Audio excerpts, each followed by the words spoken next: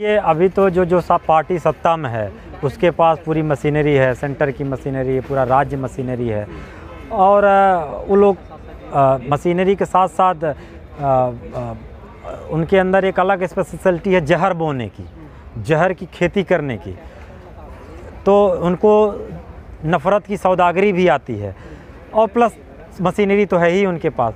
ऐसे में जो विपक्ष है इंडिया के रूप में अलग अलग बिखरा हुआ जो दल है, बिखरी हुई ताकतें हैं, उनको जोड़ने का एक प्रयास शुरू हुआ है। और नो डाउट यह प्रयास सराहनीय है, क्योंकि बीजेपी को अगर देखा जाए साउथ में तो है नहीं, अगर महाराष्ट्र छोड़ दिया जाए तो बाकी किसी स्टेट में इनकी नहीं है। आप राजस्थान में भी जो है नहीं है। ये उत्तर प्रदेश और उत्तराखंड को देख लिया जाए, मध्य प्रदेश को देख लिया जाए और महाराष्ट्र, 4 स्टेट में ये हैं।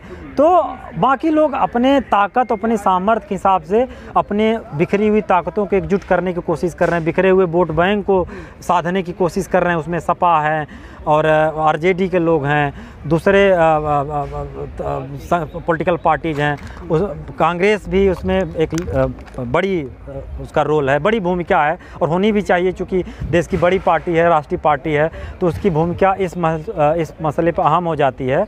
कितना कुछ हो पाएगा ये अभी से नहीं कहा जा सकता, लेकिन अगर मजबूती से, ईमानदारी से प्रयास किया जाएगा तो भाजपा अपराजेय नहीं है या एनडीए अपराजेय नहीं है, उसको हराया जा सकता है। आप अपने बिखरे हुए ताकतों को एकजुट कर लें, अपने बिखरे हुए वोट को एकजुट कर लें, साध लें, और ये कितना सफल होगा आगे का समय बताएगा, लेकिन होप तो है। लेकिन मोदी जी ने अपने आप को प्रधानमंत्री घोषित कर दिया है तीसरे कार्यकाल का भी, कह रहे हैं जो काम अधूरे रह गए वो तीसरे कार्यकाल में पूरे होंगे। देखिए वो तो मतलब अब दावा कर रहे हैं, तो भाई मोदी जी हैं, उनका बोलने की आदत है और इसी के लिए तो जाने ही जाते हैं। बड़े कॉन्फिडेंट हैं वो। कॉन्फिडेंट हैं, मैं इसलिए कह रहा हूँ कि उनके पास पूरी मशीनरी है। अच्छा। किसी के पास मशीनरी होगी तो उसको जो है विपक्ष से अधिक कॉन्फिडेंस होता ही है, क्योंकि उसको फ़ायदा मिलता ही है। और फिर जो है मोदी जी कई और स्किल है उनके पास, तो नो डाउट भाई कोई भी नेता है दावे तो करते हैं, ये दावे तो जनता की अदालत में प्रूफ होने हैं ना। अब जनता की अदालत में 24 का इलेक्शन होगा तो जो है वहाँ तय होगा कि भाई वो तीसरा टर्म भी बनेंगे या फिर कोई दूसरा बनेगा।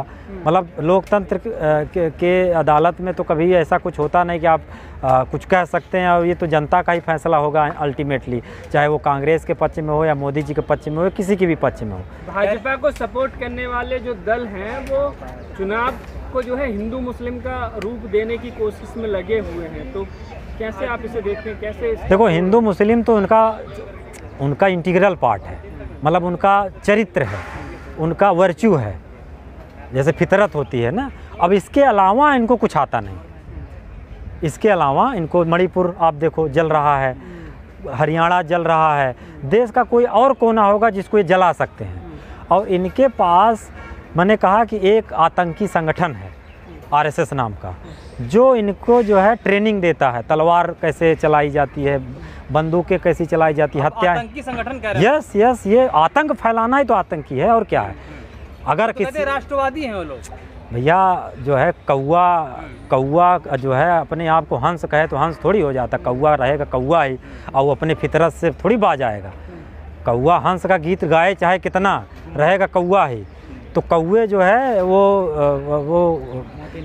लोगों के भाईचारे को तो खराब कर ही रहे हैं। माहौल बनाया जा रहा है, आपने देखा होगा मुंबई ट्रेन का, देश में रहना है, योगी मोदी हैं, ये तो उसी का मैनिफेस्टेशन है। मैं कह रहा हूँ कि जैसे जो चेतन सिंह ने किया, वो तो नफ़रत का, जैसे मैं कह रहा हूँ कि ये पूरा आ कहाँ रहा, नफ़रत कहाँ से आ रही है?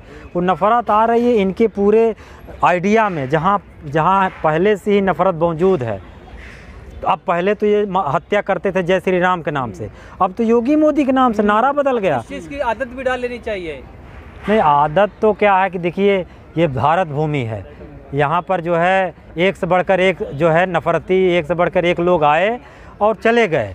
शक आए, हूण आए, कुषाण आए, आर्य आए, मंगोल आए, चंगेज आए, सब आए, सब यहीं नेस्तनाबूद होगा, ये भी नेस्तनाबूद हो जाएंगे। गोली मार दी जाती है जो योगी मोदी का विरोध करता है, तो गोली मार दी जा रही है, तो जो है ऐसा थोड़ी को हमेशा बचे रहेंगे।